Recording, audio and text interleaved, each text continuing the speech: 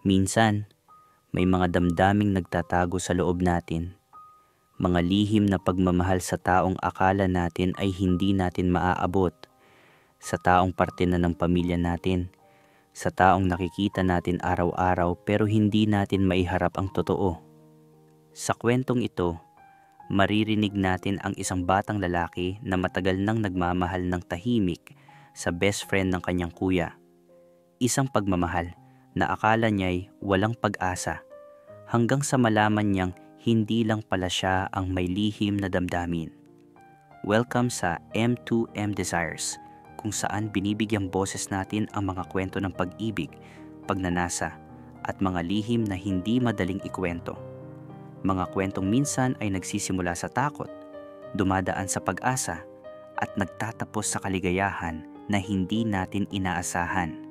At bago tayo magsimula, isang espesyal na pasasalamat at shoutout kay Rami Seslao. Salamat sa patuloy mong suporta.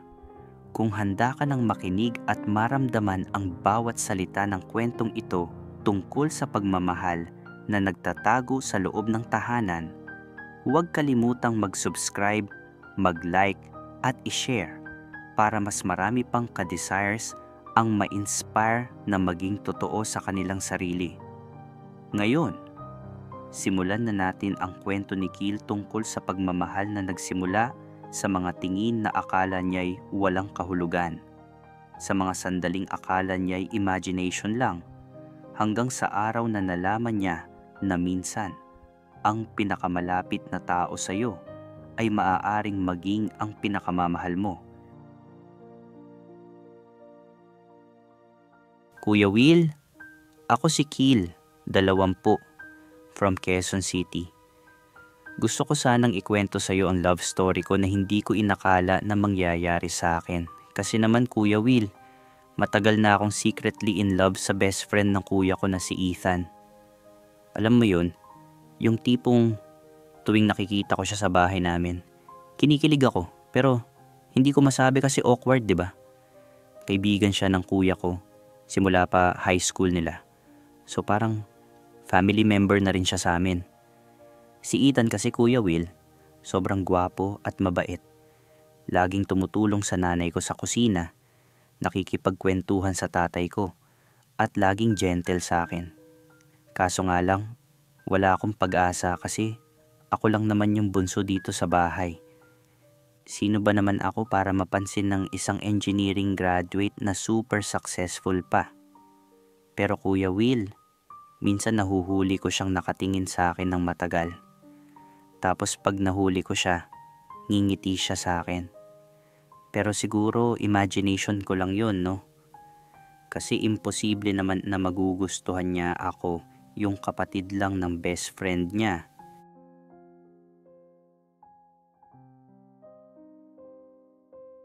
Yung mga susunod na nangyari, hindi ko alam kung signs na ba yun o sadyang friendly lang talaga si Ethan sa akin.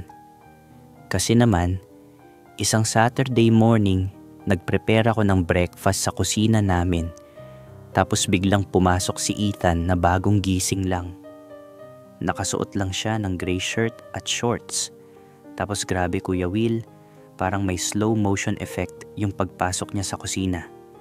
Binati niya ako ng good morning Kiel sa mababang boses niya na sobrang sexy. Napahinto ako sa paggawa ng scrambled eggs kasi kinikilig ako. Pero yun nga Kuya Will, yung hindi ko inakala, lumapit siya sa likod ko at sinabi na siya na raw ang magpapatuloy sa pagluluto. Naramdaman ko yung init ng katawan niya sa likod ko. Tapos hinawakan pa niya yung kamay ko na may hawak ng spatula. Sabi niya sa tenga ko, ganito kasi yan, Kiel, habang tinuturuan niya ako kung paano magluto ng mas maayos. Grabe Kuya Will, halos mahulog na yung spatula sa kamay ko kasi sobrang lapit niya. Hindi ko alam kung normal ba yun o may ibang meaning. Pero yun nga, napaisip tuloy ako kung hindi lang ako assuming.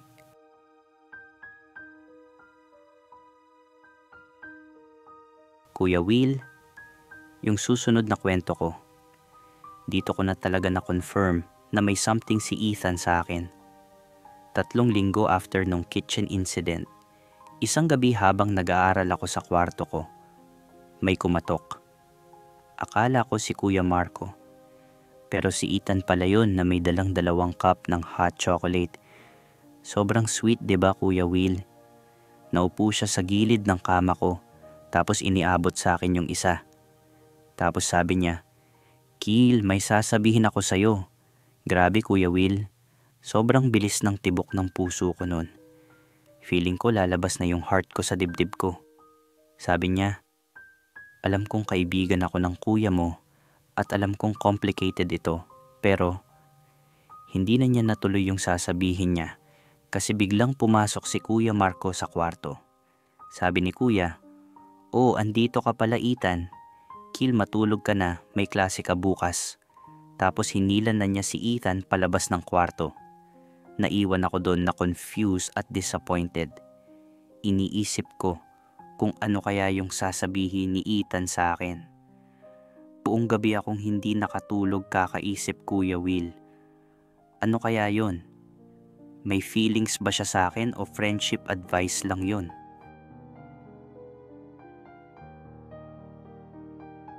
Kinabukasan, weird yung pakikitungo ni Kuya Marco sa akin. Hindi siya nakikipag-usap kay Ethan at laging seryoso ang mukha.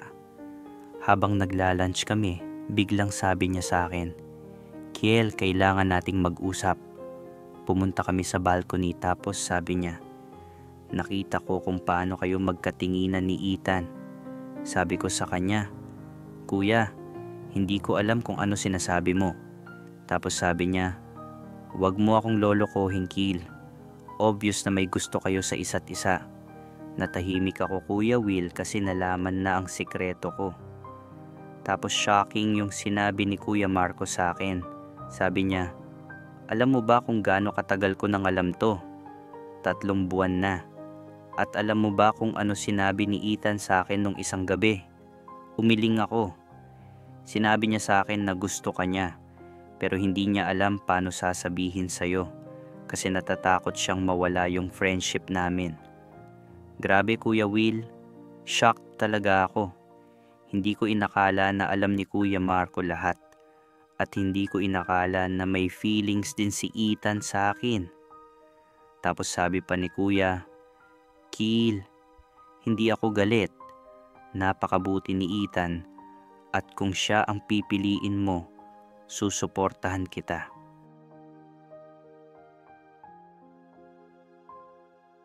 Kuya Will, after nung usapan namin ni Kuya Marco, nagpa siya ako nakausapin si Ethan. Hindi na ako nakapaghintay pa. Nag-text ako sa kanya na makipagkita sa rooftop ng building namin. Pagdating niya, nakita niya akong nakatayo sa gilid ng railings habang nakatingin sa mga ilaw ng syudad. Sabi ko, "Salamat sa pagpunta." Tapos sabi niya, "Kiel, tungkol sa sinabi ko sa kwarto mo." Pero pinutol ko siya at sabi ko, "Alam ko na. Sinabi ni Kuya Marco lahat." Nagtaka siya, "At hindi ka galit?" Tapos sagot ko, "Bakit ako magagalit sa taong mahal ko?" Grabe, Kuya Will, pumula yung mukha ni Ethan nun. Tanong niya, "Mahal mo ako?" Sagot ko, "Matagal na." Tapos lumapit siya sa akin at sabi niya, "Ako rin, Kiel. Matagal na rin kitang mahal." Tapos hinalikan na niya ako, Kuya Will. Ang unang kiss namin, sobrang sweet at gentle. Parang lahat ng mga buwan na pagtitimpi na bayaran ng isang halik na yon. Pagkatapos, niyakap niya ako habang nakatingin sa magagandang ilaw ng syudad. Sobrang perfect ng moment na yon, Kuya Will.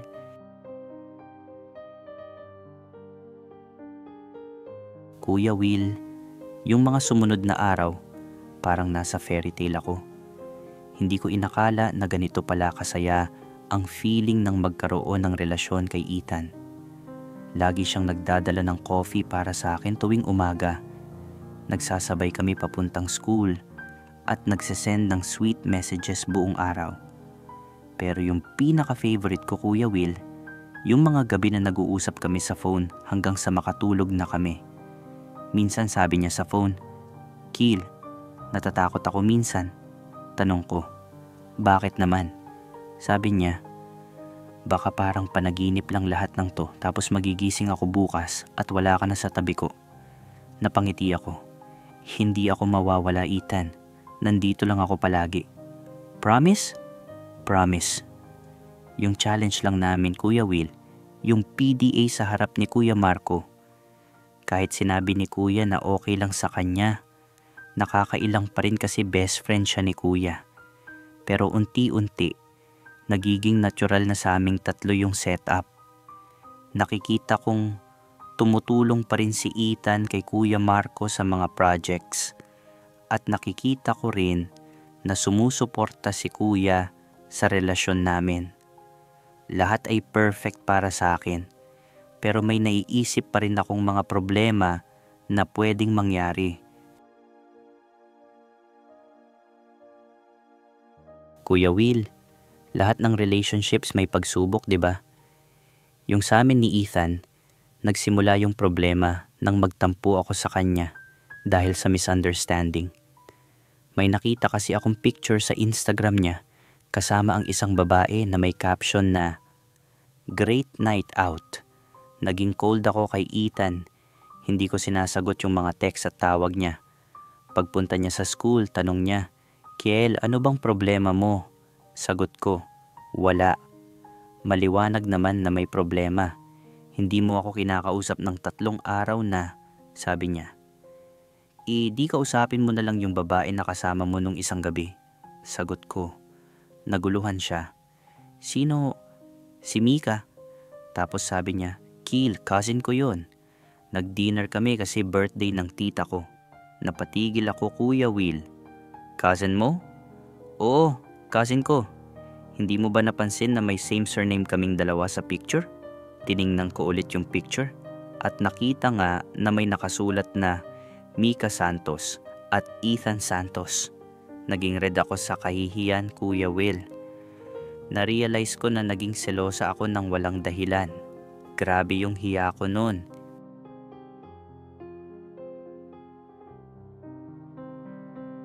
After nung incident na yun, mas naging open ako kay Ethan tungkol sa mga nararamdaman ko. Sabi ko sa kanya, "Sorry Ethan, naging assuming lang ako." Hinawakan niya yung mukha ko at sabi, "Kiel, okay lang na maging selosa ka. Ibig sabihin lang noon na mahal mo ako. Pero hindi mo na kailangan mag-alala kasi ikaw lang ang mamahalin ko habang buhay." Niyakap ko siya at naramdaman ko yung relief na bumabalik sa puso ko. Sabi ko, "Mahal kita Ethan, sobra. Kaya siguro natatakot akong mawala ka." "Hindi ako mawawala Kiel, never." Sagot niya at hinalikan ako sa noo. Mula nun, Kuya Will, natutunan ko na mas mahalaga ang communication kaysa sa pagiging assuming. Si Ethan naman, naging mas showy sa pagmamahal niya sa akin. Pinapakita niya sa lahat na taken na siya at masaya siyang may boyfriend. May mga times na naiilang pa rin ako, lalo na sa mga classmates na nagtatanong tungkol sa relasyon namin. Pero natutunan ko na wag nang mag-alala sa opinyon ng iba. Ang importante, masaya kaming dalawa at sumusuporta sa amin yung mga taong mahal namin. Kuya Will, yung sumunod na challenge namin, yung pagpapakilala kay Ethan sa parents ko bilang boyfriend ko at hindi lang kaibigan ni Kuya Marco. Kahit kilala na ng parents ko si Ethan, iba pa rin yung feeling na sasabihin namin na magkarelasyon na kami. Isang Sunday dinner, nagpasya ako na sabihin na sa parents ko ang totoo. "Mama, Papa, may sasabihin po ako sa inyo," sabi ko habang nanginginig yung boses ko. Nakatingin sa akin yung buong pamilya kasama si Ethan na hawak ko yung kamay sa ilalim ng mesa. Si Ethan po ang boyfriend ko," sabi ko at hinintay ko yung reaksyon ng parents ko. Natahimik yung buong hapagkainan. Si Papa ang unang nagsalita. "Kailan pa, anak?" 2 buwan na po," sagot ko. Si Mama naman tiningnan si Ethan. Ethan anak, totoo ba ito? Opo tita. Mahal ko po si Kiel at gusto ko po siyang alagaan habang buhay. Sagot ni Ethan na seryoso. Ngumiti si Mama. Buti naman at may nahanap ka ng taong magmamahal sa iyo ng totoo, Kiel. Si Ethan naman, alam namin na mabuting tao siya. Si Papa tumayo at niyakap si Ethan. Welcome to the family anak. Officially ngayon, naluha ako sa tuwa Kuya Will at niyakap rin yung parents ko. Complete na yung support system namin.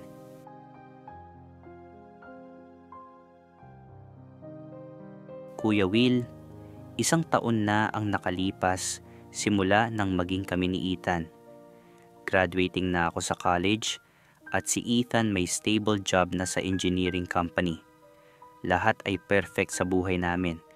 Pero may surprise pa si Ethan sa akin na hindi ko inakala.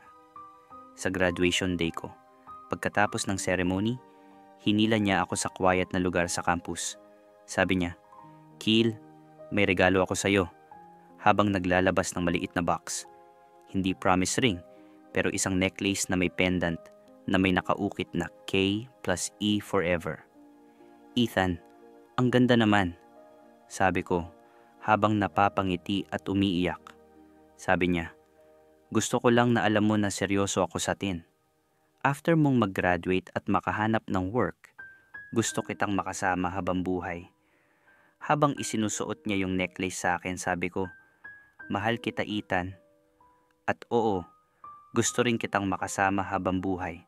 Tapos, hinalikan ko siya sa harap ng mga taong dumaan. Hindi na namin ininda yung mga nakatingin sa amin.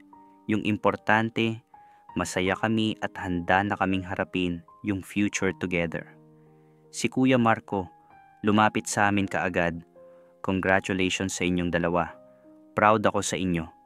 Kaya Kuya Will, yan ang love story ko na hindi ko inakala na mangyayari.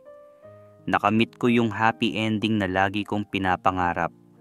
Kasama ang taong pinakamamahal ko sa buong mundo. Salamat sa pakikinig, Kuya Will.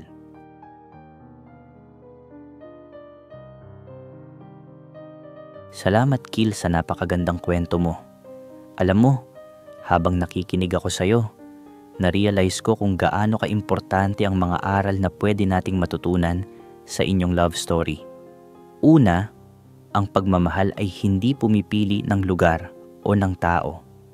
Minsan, ang taong para sa atin ay nasa pinakamalapit na lugar, sa loob mismo ng ating tahanan, sa mga taong akala natin ay hindi natin maaabot. Hindi natin kailangan maghanap sa malayo kung ang sagot sa ating mga dasal ay nandoon na pala sa harap natin. Pangalawa, ang komunikasyon ang susi sa lahat. Nakita natin sa kwento ni Kiel na ang mga problema nila ay nasolusyonan dahil naging honest sila sa isa't isa. Yung jealousy, yung takot, yung mga hindi pagkakaunawaan, lahat yan ay nawala dahil nag-usap sila ng matino. Sa mga relationships, huwag nating hayaang ang pride o fear ang maging hadlang sa pagkakalinawan. Pangatlo, ang suporta ng pamilya ay napaka-importante. Si Kuya Marco, hindi siya naging hadlang. Instead, naging bridge pa siya para sa kanilang dalawa. Ito ang reminder sa lahat ng pamilya na ang pagmamahal ay hindi dapat nakakulong sa tradisyon o sa takot. Ang tunay na pagmamahal ay sumusuporta, hindi sumusupil. At sa wakas, ang pagmamahal ay nangangailangan ng lakas ng loob. Si Kiel, matagal siyang naging tahimik, pero nang napilitan siyang maging totoo sa sarili niya, doon niya nakamit ang kaligayahan. Sa mga ka-desires na nakikinig, huwag kayong matakot na maging totoo sa inyong sarili. Ang pinakamabuting bersyon ninyo ay yung tunay na kayo. Sa mga nasa similar situation ni Kiel, na nagmamahal ng tahimik, na natatakot na lumapit, na nag-a-assume na walang pag-asa, ito ang mensahe ko sa inyo. Subukin ninyo. Hindi ninyo malalaman ang sagot kung hindi ninyo tatanungin. Hindi kayo makakakuha ng oo kung hindi kayo magtatatag na magtanong. At sana, Gaya ni Kuya Marco, matuto rin tayong maging tahanan ng pagtanggap para sa mga taong mahal natin. Maging supportive, maging understanding, at higit sa lahat, maging open sa possibility na ang pagmamahal ay may iba't ibang mukha. Maraming salamat ulit, Kil, at congratulations sa inyong happy ending. At sa lahat ng aming mga ka-desires, hanggang sa muli nating pagkikita sa susunod na episode ng M2M Desires. Kung nagustuhan ninyo ang kwento ngayong gabi, huwag kalimutang i-like ang video, mag-subscribe sa channel, at i-click ang notification bell para updated kayo sa susunod nating mga kwento. At kung may sarili kayong love story na gusto ninyong ibahagi, i-comment nyo lang sa ibaba.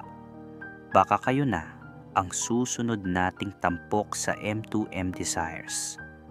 Mag-ingat kayo, mahalin ninyo ang inyong sarili, at huwag kalimutang maging totoo. This is Kuya Will, signing off. Good night mga ka-desires.